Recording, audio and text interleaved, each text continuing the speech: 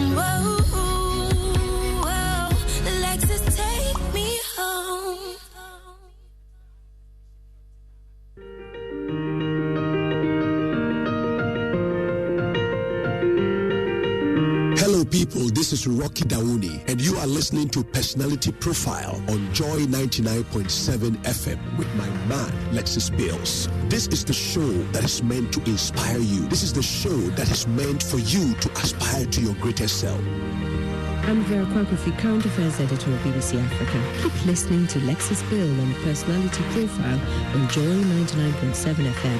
You will just be able to hear the best piece of advice that sets you on the course to success. Hi, this is Mr. Simons. Keep listening to Personality Profile with Lexus Bill. This is the program that inspires you and brings you very close to your role models. Hi, my name is James White, or everyone calls me Uncle White. You know, what you'll be 5 years from now depends on only two things: the books you read and the people you meet. On Personality Profile, you meet the kind of people you need to meet to make your transition to your greatness. You want a program that would help you, inspire you, motivate you. Why bother to turn to other channels? Just stay here on Personality Profile and you get all the inspiration you need.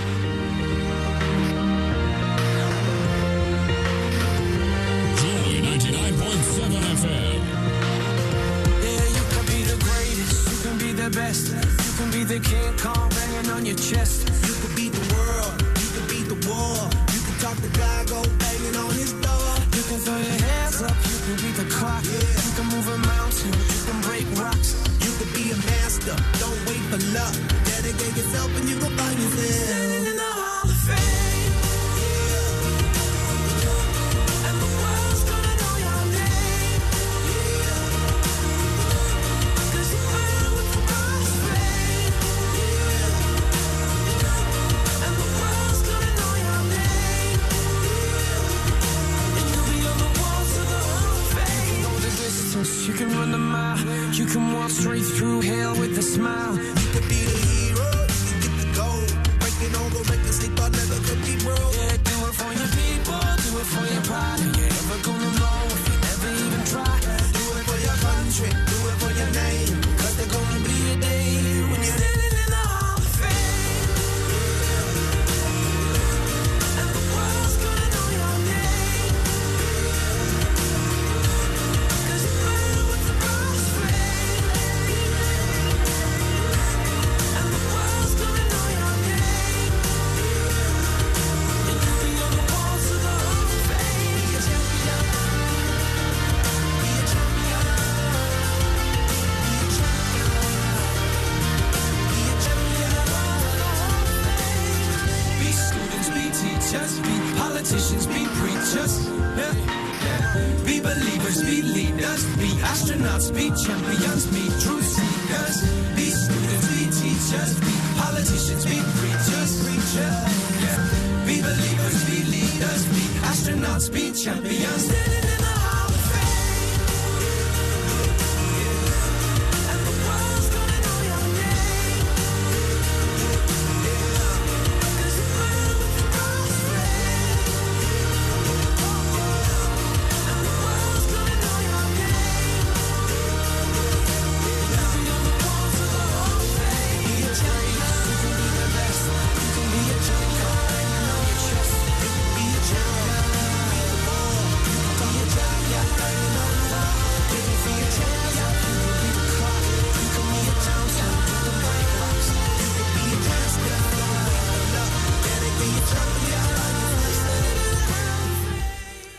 Yes, you could be sitting in the Hall of Fame and the world would know your name. Good evening, Ghana, and welcome to Personality Profile here on Joy 99.7 FM. My name is Lexus Bell, and it's a very lovely Thursday evening. Of course, it's been a good day, a little bit of showers here and there, very calm day. So it actually sets the background for a very calm, relaxing conversation this evening. And my guests will inspire you so much. Now, last week, my team and I decided to celebrate mothers with special emphasis on mothers taking care of children with special needs. And we got some education about what these conditions could be. Our drive doctor, Dr. Yao Safo, CEO of Medicas Hospital, was on our drive time on Wednesday as usual to educate us on some of these conditions. But more importantly, we got to speak to some amazing super moms and celebrate them. What was it like to take care of a child with special needs? For me, it was one of the uniquest celebrations we've done, and most of the mothers that we personally visited over the weekend appreciated that gesture. Tonight on Personality Profile, I have one super mom on the show. Yeah. Adam actually calls her the class prefect of the super moms, and rightly so. I'm spending time with an amazing woman who has inspired many with her advocacy and her lifestyle as well. You might have come across, her vivacious personality on social media, or probably hear her talking about autism on some of our platforms. She's the founder of Clicks Africa Foundation, a support center for children with autism, and also current president of Inclusion Ghana, a member of Inclusion International, a network organization working to reduce stigmatization and ensure full inclusion of all persons with intellectual disability and their families by advocating for their rights and their needs. She's a board member of the National Council for Persons with Disabilities as well, a very strong advocate for autism, and a mother of 20-year-old superstar Nanaya, who is on the autism spectrum. She's a teacher by profession. She graduated from the School of Performing Arts at the University of Ghana, and a proud daughter of Nswatre in the Bono region. Yes.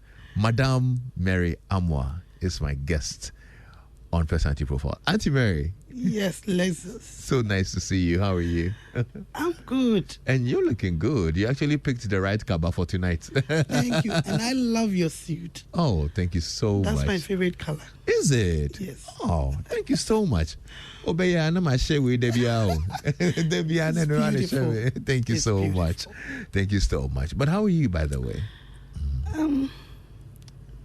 You want an honest answer? Yes, no, I want an honest answer. I'm fine. I can't complain because I have life. So I won't complain.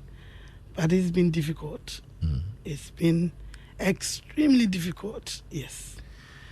Difficult because I'm raising a 20-year-old on the spectrum who looks like an adult, but in every sense of the word, she's like a little girl or a 1 or 2 year old. So it's been very difficult. So it's like giving birth and having a child that never grows. That's how it feels. Wow. And even more difficult because on the outside, she looks like a perfect 20-year-old. Yes. But intellectually and communication-wise, she's still like a little girl. Yes. So it makes it very difficult. I think sometimes people don't even understand, because when we talk about disability, people want to see it so they can understand it.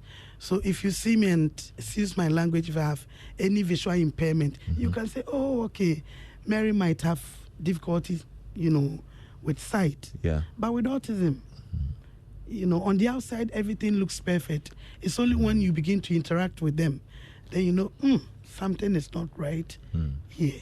Yeah. And so it makes it very difficult. I can imagine. And I really got to appreciate it last week because we had conversations with some of the super moms who were also raising children. I personally visited Auntie Sophia, who has 3 children, all with autism. Yes. And I just couldn't imagine. I mean, I just couldn't imagine. Even with one I'm complaining I know, times 3. It's... I don't know how she does it. I don't know. But it's quite difficult. I understand that very well. We'll get into that journey to appreciate it a bit more. But let's start off from last weekend where we celebrated Super Moms. How was your Mother's Day? It was great. Joy FM made it great. You know, it feels so good to be appreciated, to be celebrated. And I was so grateful when I had a team, visited me last week. It was beautiful. The food was good. Oh, you enjoyed the food from Labadi, huh? It was so good. Thank you for all the sponsors. Nice. Thanks to all the sponsors there. We also had some gifts. Yeah. And I'm so grateful. Oh, I am so nice. so grateful. I mean, it's the least we could do, actually. We wish we could do more. And hopefully, by having conversations like what we are having tonight, we would have more people pay attention to people like you and lend a helping hand. You, incidentally, have a whole center with over 80 children that you're taking care of. Yes. Wow. Yes. 80. They're actually more. But I think it's a privilege, to be, in that situation to support more parents. For me, I keep saying every day that providing therapy for the child is one. Supporting that parent who is going through that journey with that child, it's also another area that we need. Because I think in Ghana, we take for granted, mental health issues. And elsewhere, when you are crying, people will say, oh, okay, let me offer a tissue, Because we feel that even as you cry, it's a form of therapy. But here, you start crying and say, oh, Bemansu, an adult, you're not supposed to show that on that the outside. emotion, Exactly. So I think we end up bottling so much inside you. Inside. And you can practically see people falling, But then it's so difficult. Whom do you even talk to? Whom can you trust? Whom can you confide in? And it's difficult. It is. Well, in this space that you're in, you should feel very comfortable, okay? I am already. Is that okay? I am already. That's really good. Joy is my home, so. That's good. I will. We'll get into details of life as a mom who's taking care of somebody with special needs. But I want to get to know you a bit more because I love your vivacious nature. I love how you interact on Facebook and even in person. You are like a firebrand, and I'm like, where's this woman from? So I know you're from Nswatre. Yes, in the Brunafo region. My dad was the late chief. Oh, okay. Yes, of Nswatre. So you are a princess. Well. Yeah, you're a princess. They say, oh, anybody name Patia. So he's gone, so maybe I'm no more. Yes, but how was life growing up? Is that where you grew up? Yes. With my mom and dad and my, so my dad had other wives. Okay. Not just two. I think when I saw three. 3 wives. Yeah, and we're many with aunties and uncles, But how many biological children? I knew of 19. Yes. You decided to answer a different question. I just said how many children. You said the question wasn't how many children did you know. So you are actually saying that there could be more. There could be more, But you knew of 19. 19. But growing up, I think there was so much security at home, I felt so secured, in the presence of my dad, and I really had a good, upbringing. time. Yes, growing up, even though we come from a very, humble background. I remember in those days, if you want to watch television, you have to fetch water for somebody else, and then on Sunday they will allow you to come. You don't even go inside. You sit outside. Yes. And then you watch Obra. Things have actually changed. I know, right? Things have changed, Now people have access to TV and phones and whatnot. Yes. It's a luxury. It's not a luxury anymore. But it was beautiful, It was beautiful. Knowing that you even have the opportunity of going to watch television. Yeah. So that when you go to school on Monday, you can talk about it to your friends with pride. Yes. Yesterday I saw the drama. It was good. My dad was a typical, traditional person. Oh, I see. And I remember very well, I went to school in Sunyane. I went to primary school in Suate, then continued in Sunyane. We were actually the pioneers of Notre Dame Secondary School, 1987 year group. Okay. We went in September. And my dad actually wanted me to become a Catholic sister. Are you serious? Yes. So in Suate, we have handmaids of the Holy Child Jesus. Mm-hmm. So that's where they center, the place where they train these sisters. So I think my dad fancied he fancied the uniform. But were you a religious child or? Not at all. I think at home you dare not, fool in presence of my dad. So at home you need to just make sure you do the right thing. Right. But outside I wasn't. I was a bit stubborn. So, but your dad didn't know this? No, not at all. So I remember when I came back, I said, unya copy. I said, no. Then I looked at him and I said, you don't know me. You don't know me. I'm not that innocent as you see, So when he asked that, he wanted you to have maybe a calling to be a sister. Yes, he actually sent me to the then Catholic Bishop of Sunyane. May his soul rest in peace. Bishop James Kojo. He passed some years back. And I stayed with him for some time. And then when I came back home, it's like, don't you feel anything with all the prayers and the rosary? I said, Daddy, I don't feel anything. Sir, am I sure? I said, you don't know me. You haven't even asked whether I have a boyfriend or not, and you are pushing all these things on me. Then you looked at me and said, I'm not that innocent, Daddy. Be steady. Wow. And at that time, you had a boyfriend? I did. Oh, at 20, dear. Oh, but I was 20. But in those days, boyfriend is not like the one today where it involves, other things. No. Yeah. Those days it was writing letters on letter pads and, the number of letter pads. You sit and write the letter, you make a mistake, you tear it into pieces, rewrite. You want the boy to know that your handwriting is nice. The letters that we've written, apparently nothing came out. Empty letters. Wow. So I think Dad looked at me and said, let me just leave it. And so I said, okay, let me be. But what are some of those lessons you picked from him? Well, I think he was very conscious of making sure that we get the education, because not everybody in the family had the opportunity of going to school. I was one of the lucky ones. Oh, I see.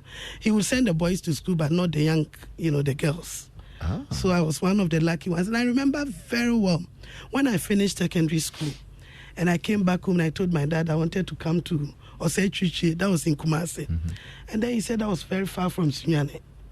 And I said, if he doesn't allow me to go to sixth form, then I'll let them arrest him. So I actually went to the police station. Hey. I went there and reported my dad. And so the man looked at me and said, young man, I said, yes. He said, are you all right? I said, I'm perfectly all right.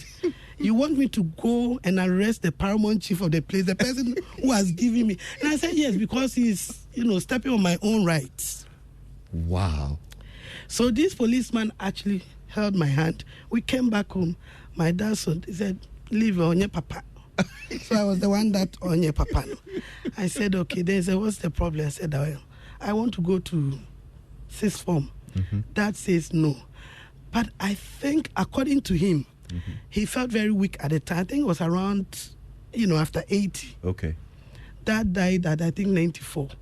And so he felt that in case he sends me to sixth form and something happens to him, who else would? And that time, Alawa had come. The training college. Training colleges. They had introduced the allowance. Yeah. So he felt that was a way of me getting some savings. Right. So he held my hand, took me to Brekum Training College, got me admitted, and then I started. So I came back from training college in 1995. Okay. And before I came back, I was married. Are you serious? Yes. I got married quite early. Okay. And that was at what age? Before 20 years, I was married. I think my dad thought that and as a chief, he didn't want people to say, oh, your daughter has given birth out of wedlock. Okay. So I was trying to prevent that happening. So he gave your hand out in marriage? In marriage. But actually, like I said earlier, I had somebody in mind, But then my dad also had a friend who was a doctor, an eye doctor. So this friend would come, and whenever he's coming, he comes with, this young man. And after secondary school, I failed in maths terribly. And if you don't get the maths, you don't go to. So when I was at home, then the friend came with the young man. And then he said, but everybody has gone to school. Why are you? I said, you two, what's your problem? He said, why are you not in school? I said, well, I failed in maths. And he said, okay, I want to help you. Maths teacher. Maths teacher. So actually, it's my husband now. So, but I wasn't interested initially. I wasn't. Okay. Yeah, so it was actually my mom who saw the idea. One day he sat me and said, look, that gentleman who has been teaching you, he seems to have a very good future. If he ever proposed to you, don't say no. Wow. Hey, but what did mom see? My husband is the direct opposite of me. I'm the all easygoing up. He's the quiet. So probably, Yeah. negative and positive. When it is, probably he brings it back to zero. Yeah. Maybe. So he was completely and to me, if there was something I really admired at that time, maybe there was this particular shirt he wore. I said, guy, you here for university graduate, no shirt nice, sir. That's right. But actually it was my mom who pushed the idea. So then I said, well, and he was also able to get, help me to pass my maths. Wow. What better way to say thank you than to say? So by the time I came back from training college, So he also along the line was interested. He was, but he didn't propose the way I was expecting. Okay, how did he do it? Now you got share but not. And this I can tell you that who proposes to a lady with a yogurt in their pocket? Anyway, we thank God he was of your generation. Nobody this generation can you go to nobody will accept. But he was very calm, he was very quiet. Well, it's not like now where we have you have the right to say what you want. Yeah. During our time, daddy speaks and that's it. Yeah. He says he says that, you don't have much option to say no, but I think it's one of the best decisions. So when your father got to hear about it, you had all these plans made with him? Yes. And then what? You mooted the idea to your dad or what? Okay, so finally we got married, like I said. With your dad knowing? With my dad knowing, yes. When you went to tell your dad that you wanted to get married, what did he say? When my mom told me that, he had actually also discussed with my dad. Oh, okay. So I think it was in the known. So I was at the training college. Those days in first year, when my mom and dad came and said they needed me at home during the weekend. It was actually my traditional engagement. And for us in those days, the traditional engagement, it settles everything. Yeah. It's not. So we had our wedding 4 or 5 years later. Okay. When we felt we could, buy the rings and everything. Yeah. But the day when the people came to do the rites, my dad says, you are coming to take trouble away from my house, so I'm not collecting anything for you. I said, hey, who actually gives their daughter to somebody for free? That is what he did? Yes. I said, Papa, you can't because do that. He said what? They are coming to take trouble. I said, no, you can't do that to me. No. Well, wow. It's been a journey, but I think it's one of the best decisions. Here we are today. 20 years of that, time being spent with a child with autism. Yeah. And trust me, probably his calm nature has kept us going. Yeah. Wow, that's a very interesting story, to be honest. Now you got married. You're a teacher with your husband, living life. You started life perfectly. Then kids started coming in. Yes. Tell me about the first experience. Now you have how many kids? You have 3. You have 3 kids. Yes. And the first one? Everything is fine. Charles is doing well. How old is Charles? Charles is 25 now. Okay. Yes. And he's a doctor, an eye doctor. An eye doctor. Yes, he's been optometrist. working, I think, for the past 2 years. He's fine. Then Emmanuel came 2 years after Charles, and he's also fine. He's done with university, doing his national service now. Okay. And then, the third one, I prayed to God. If there was any pregnancy I really prayed about, it was my last one, because I really, really was desiring to have a baby girl. So you wanted a baby girl. Yes, I remember perfectly well when I was told at Mampong, Tetekwashi, that it was going to be a girl. Oh God, started imagining everything in pink. Wow. Little did I know that was going to be a child. And oh dear, 20 years on, here we are. The child I prayed for, the child I fasted for. And sometimes you begin to ask God, why? Where did I go wrong? What happened? I mean, there are certain questions you can never have the answers. Yeah. Probably if we can understand God, then he will cease to be God. Right now, I'm taking everything calm. I'm in acceptance, We'll get there. We'll get there. We'll get to I won't right now. complain anymore. But before you had your third born, Nanaya, had you encountered autism in any form? Had you thought about it? Had you heard about it? Had you read about it? What did you know about autism? Nothing. Absolutely nothing. At all. Yes. Nothing at all. And I was teaching, so you can imagine I didn't know anything about autism. Okay. So now, fast forward, you put to birth, it's a girl, everybody's happy. Was there anything wrong? At the beginning, no. So 1 year, I started walking. Okay.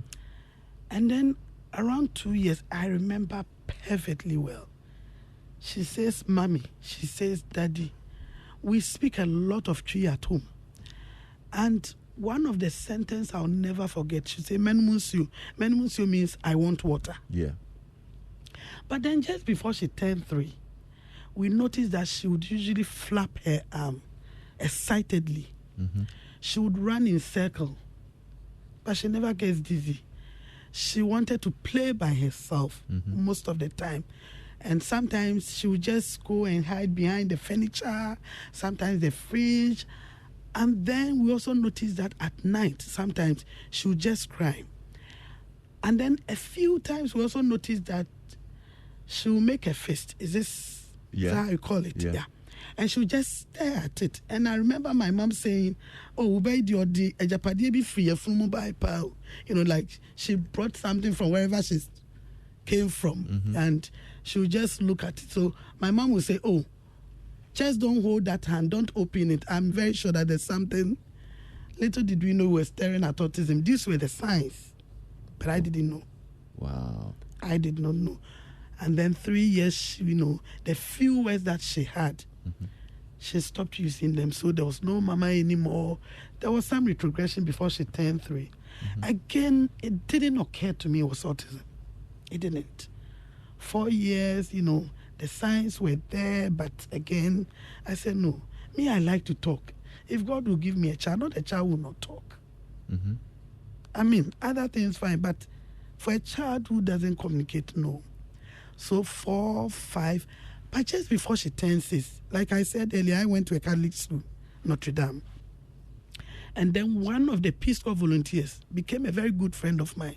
So after her service, she went back to the US and then came back to visit later. She was the first person to mention the word autism. So when Laura came to visit us, by then we were at Achimota School. 15 minutes, just 15 minutes of being with us. Then she said, Mary, is your daughter always like this? And I said, like what?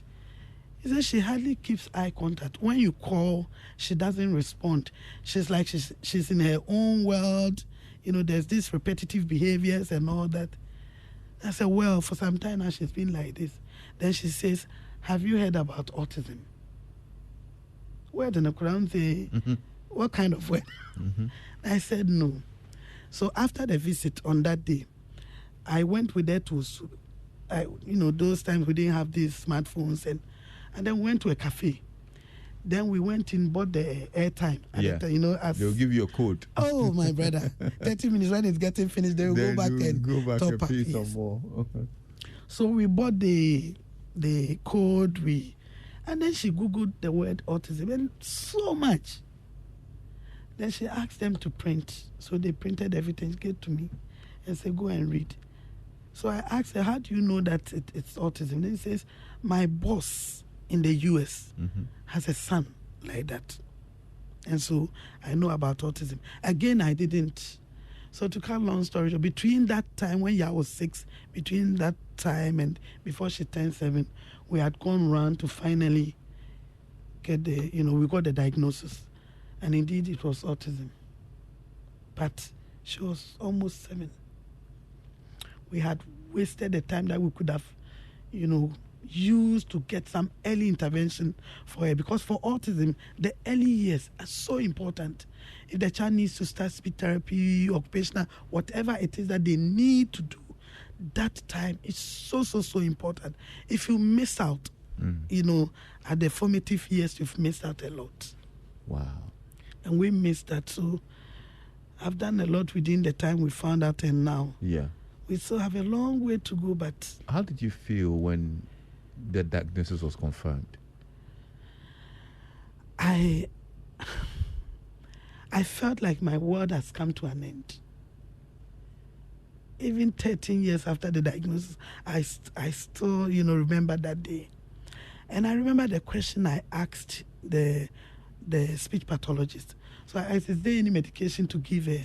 He said, no, you learn to manage it with therapy. It was even, I said, what is therapy? What are you talking about? Is it a school? He said, no, they need to spend time with her, find out how she learns, whether she is this or that. They need to know where she is on the spectrum. It was like the word was handed over to you to find the meaning. And it was very difficult. But one thing he said that caught me really sad was that there was no cure. But the child can, make a lot of progress if you put in the right interventions. Okay. Yeah. And if you ask me what are the right interventions, that's why they say behind the child that makes the most progress is an active child. It's a spectrum. It affects children differently. So where is your child on this spectrum? We have some children with autism that can communicate, but they may have some social deficit. There are others who have, some, no language, but social skills are good. There are others whose social skills, it's not good. There are challenges, and there's communication challenges. And then there's also the sensory part. So it's behind the name autism. There's so much. Yeah. There's so much that one person needs tons of professionals to be able to help. And it goes with money. It's really expensive.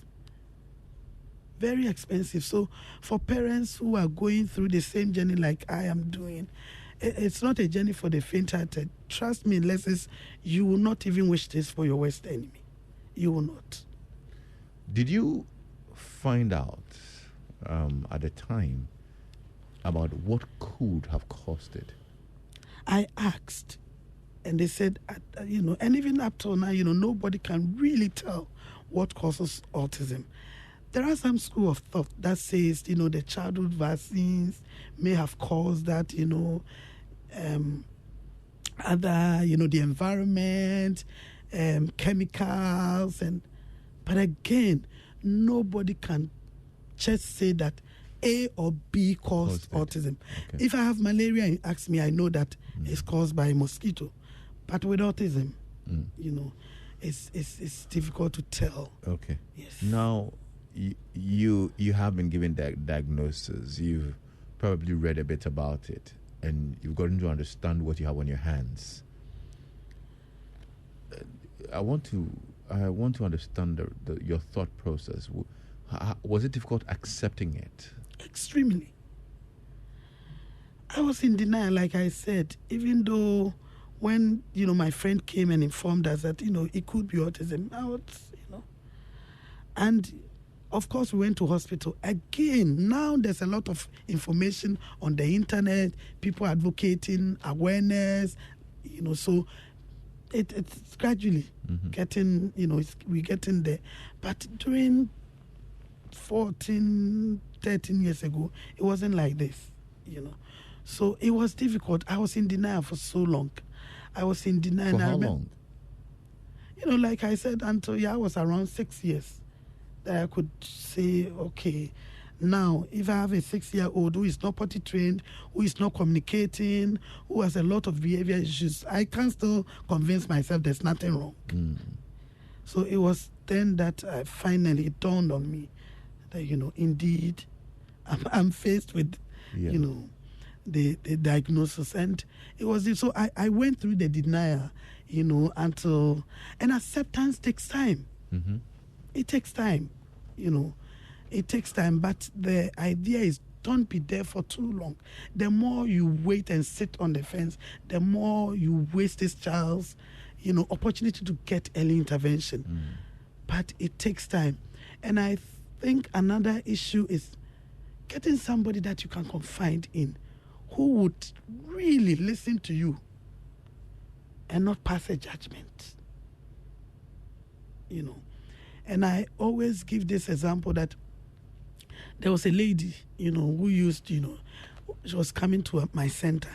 Every day when she comes in, either she's forgotten about her child's food or the school bag or the spoon, or every day she forgets something. So one day I just called her out of anger.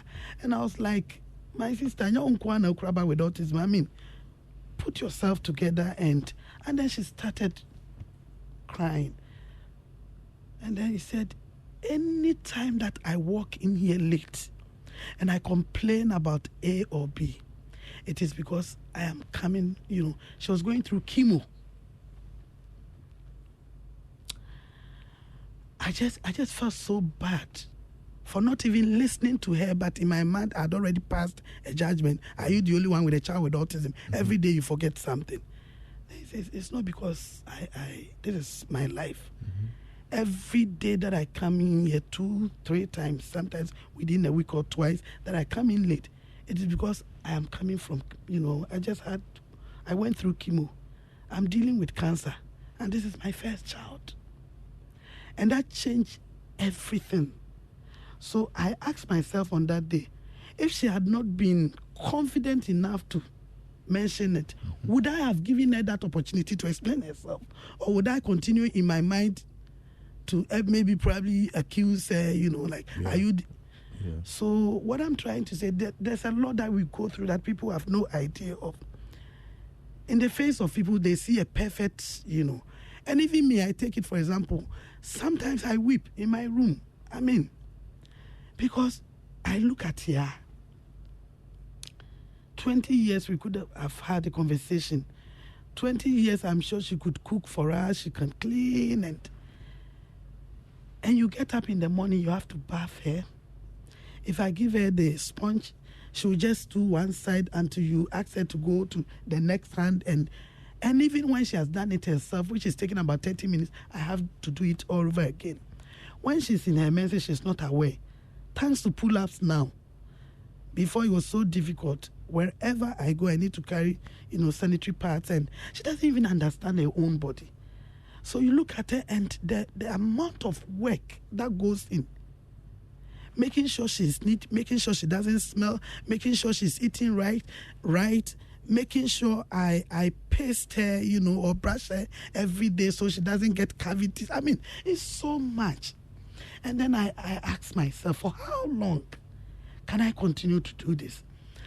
Yes, there are times that we get very good people that come in to support. But let's sometimes also look at your child's privacy. There are times that people come, oh, Auntie Mary, but it's not everything about you want another person. Now she's 20, totally have no idea of, like I can get into trouble and so I have to be extremely careful. Imagine somebody takes advantage of her. What do I do? And she won't even be able to tell me, Mommy, A or B got me pregnant. So then she becomes like a handbag. Even when people come in to help, sometimes you just have to be careful. Are they doing out of good intention or they want to take advantage? As much as I try to, cut away people, at the same time too, it's also difficult for me. Yeah. Because you will need a helping hand. And trust me, I have gone through depression before 2 years ago. Nobody saw it. It was my son that looked at me and said, Mommy, this is not you. You are changing.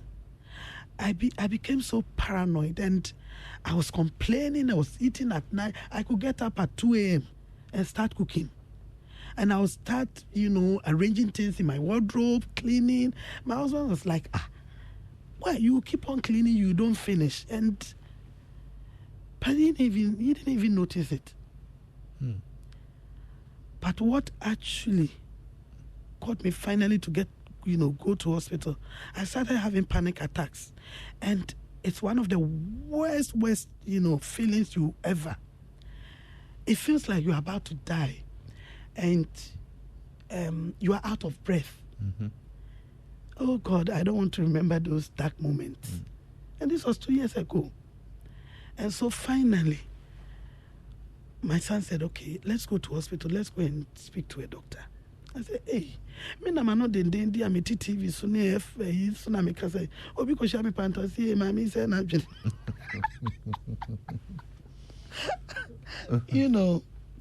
And so and thanks so much to Mission Pediatrics, to Dr. Adum, who was my doctor at the time, and Dr. Jifa. The two of these ladies, they did amazing and asked me what I went through at the time. I was put on medication.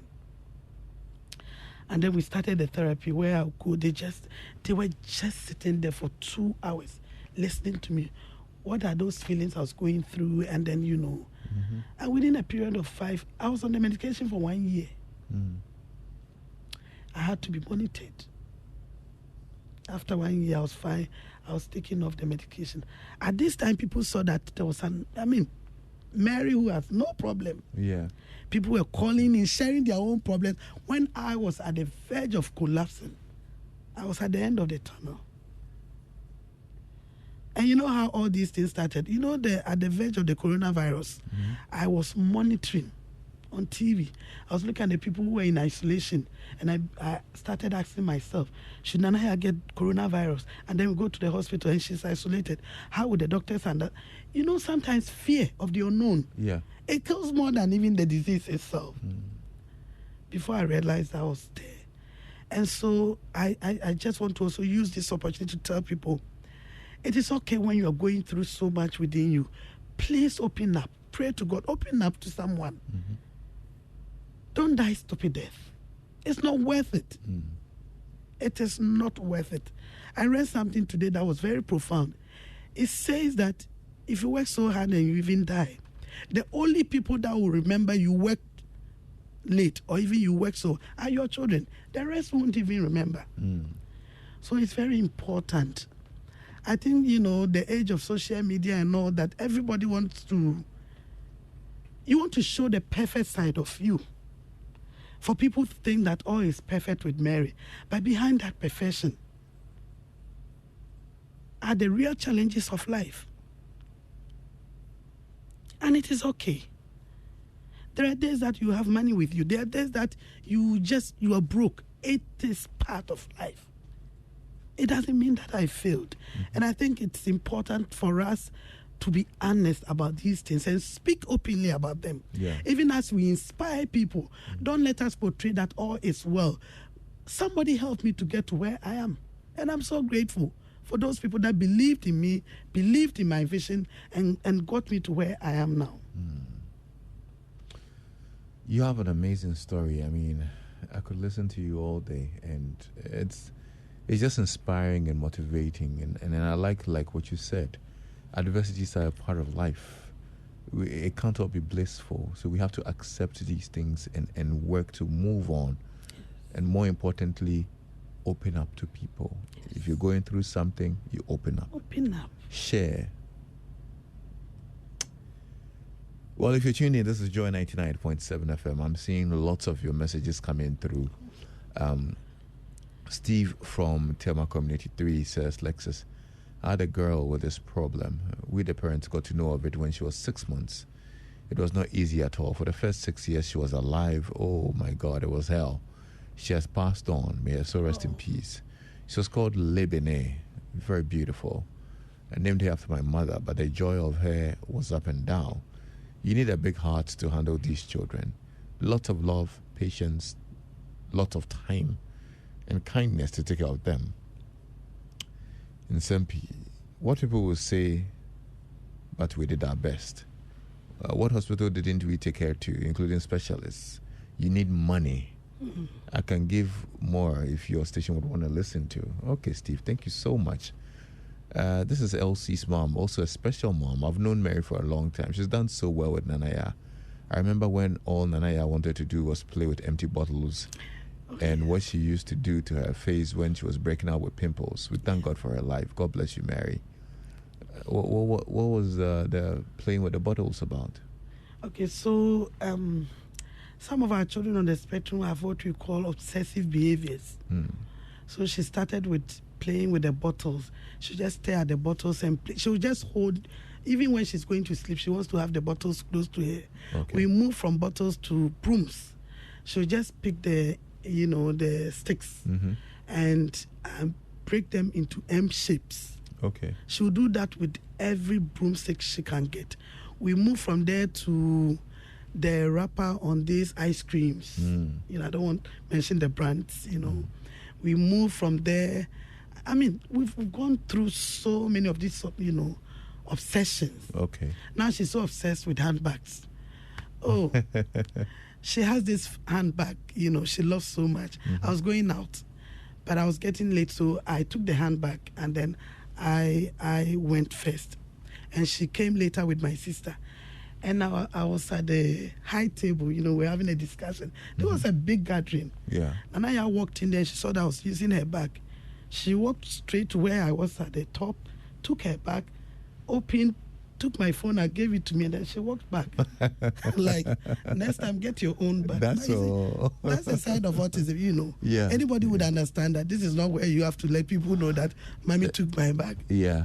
She didn't give. She didn't care. I see. I think last weekend as well, I got to learn about a condition called echolalia.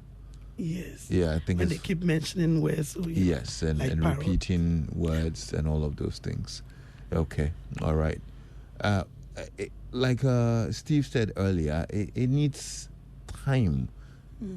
You need to be with them most of the time. How did this affect your work?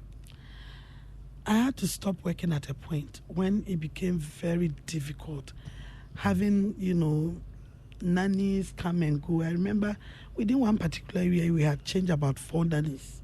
They come, and I was not sleeping at night. So when they come and she's crying and all that, so later my husband said, okay, I think it's time for you to stop teaching and be a full-time. It was very difficult, So we're then depending only on his salary. Yeah. It was very difficult. I started selling shito, second-hand clothes, groundnut paste. What haven't I done to survive? Wow. Yes. It's been a journey. And it is very expensive as well. Because Extremely. you talked about therapy. Tell me about therapy. So most of these children after assessment, if you're lucky, you get somebody to sit down with you, a team, comprising of the psychologist, the educational support team, the speech therapist, your pediatrician, all this group of doctors or, professionals who come together and put up what we call individual education plan, IEP. So it's like a plan of what needs to be done for you. And this is spelled out if you need speech therapy. Some of the children will need 5 days a week, 4 days or 3 days a week of speech. Now, an hour of speech therapy will not cost you anything less than 150 Ghana cedis per session. And so if you're needing 4, We are talking about 600 Ghana cedis in a week, and that is only for speech. Occupational therapy is the aspect of therapy that also looks at potty training, feeding by yourself, coordination issues, and all that. And if you are also going to pay for that, and if you're a public servant, how do you fund this? If you have a child who is very hyperactive and you are renting a place where you have other tenants, and you have this child who is not sleeping at night, crying and making noise, how do you manage? So it's extremely expensive, and this is why we say that parents, we need to come together, come to terms with the diagnosis, and advocate and lobby government. It's so important. It is so important because only few people are able to afford therapy. Only few. And I keep saying that the children that really need the services, they're the ones that are not getting it because the parents can't afford. Yeah. The parents can't afford. It takes pool of professionals to raise just one child with autism. And you must pay for every services. Where insurance covers some of these costs or majority part of it. And for parents who want to stay home, there's some percentage of. But here, we don't have anything like that. And so it's extremely expensive. So is that why you put together the Clicks Africa Foundation? Okay, so Clicks came into being as a result of my own experience with Nanaya. And I felt that there's a need to do something to support. The name is Clicks, like the English word click, to click with someone. Yeah. To be able to work with a child on the autism spectrum, you need to bond, you need to click. But I took the C for branding purpose and make it K because my family is Kofo. We are all, that's the same name. So that's how the name Clicks Africa Foundation. We are located at Dome Pillar 2. We have an early intervention support. We have a speech therapist there, occupational therapist there. And then we have trained teachers that also support the children. And so we are at Dome Pillar 2. We also have a vocational training center, also at Dome, where we have between the ages of 13 to 26, teaching them vocational skills and what we call adaptive skills, everyday skills that they need, to support themselves.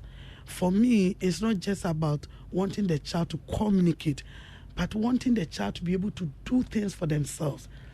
We must also admit there's some on the spectrum who may not be able to do something. They will need 24/7 support. So it's very important. Last week I got to know of 2 parents passing away. And this morning I had a call from one of the fathers. He didn't know what to do with the boy. The boy is 5 years. The other one, the son, is 28 years. Yes. And it's so difficult. Yeah.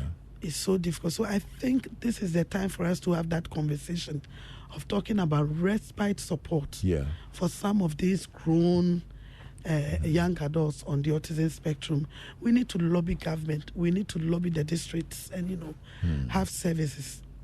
We were advocating, and it started, I don't know what happened, but this was also withdrawn. We are hoping that we can also liaise with the National Service Secretariat, have some of these National Service personnel being posted to some of the centers because it's so difficult maintaining staff, paying them, paying social security and all that. It's extremely expensive. And so when a parent come and they are not able to afford, you'd have to turn them off. And that is not very good because we come here, we advocate, we raise awareness. They come and because they don't have the money, you turn them off. So we really need people, organizations to come and support. Yeah. For those who want to get in touch with you, how do they reach out to you?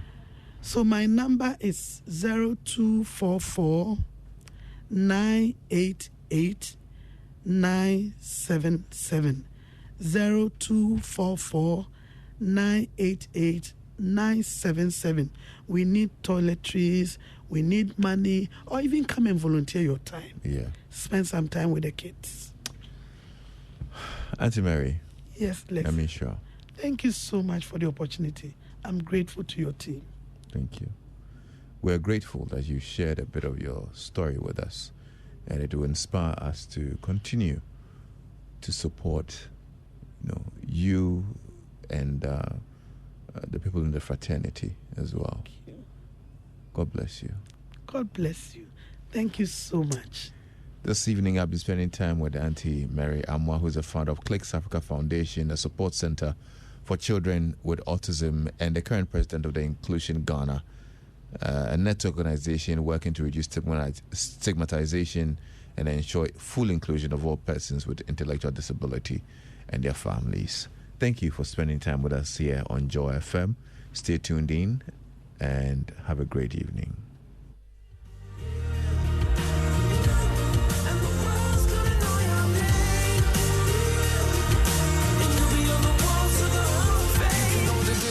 You can run a mile, you can walk straight through hell with a smile. You could be the hero, you can get the gold. Breaking all the records they thought never could be broke. Yeah, do it for your people, do it for your pride. And you're never gonna know if you never even try. Do it for your country, do it for your name. Cause there's gonna be a day when you're Standing in the Hall of Fame, and the world's gonna know your name.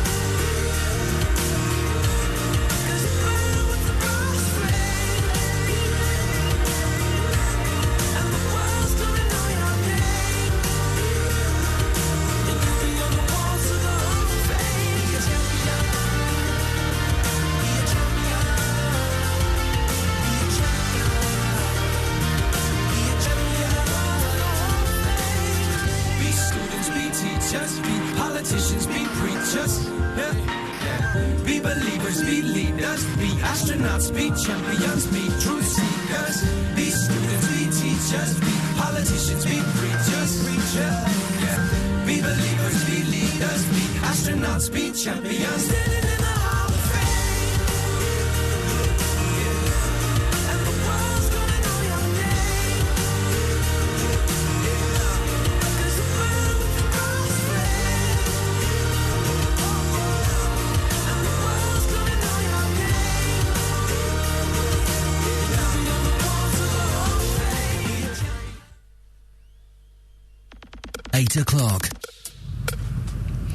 Well, Joe headline news would be Michael Ashali. To our first story, the International Monetary Fund expects government to contain Ghana's wage bill by limiting hiring and wage increases, plus adjust utility tariffs throughout the year. This is to compensate for any exchange rate and price movements to bring tariffs close to cost recovery levels. This is contained in its May 2023 country report on Ghana's request for the 3 billion support program. Here are excerpts of the joint press conference earlier today.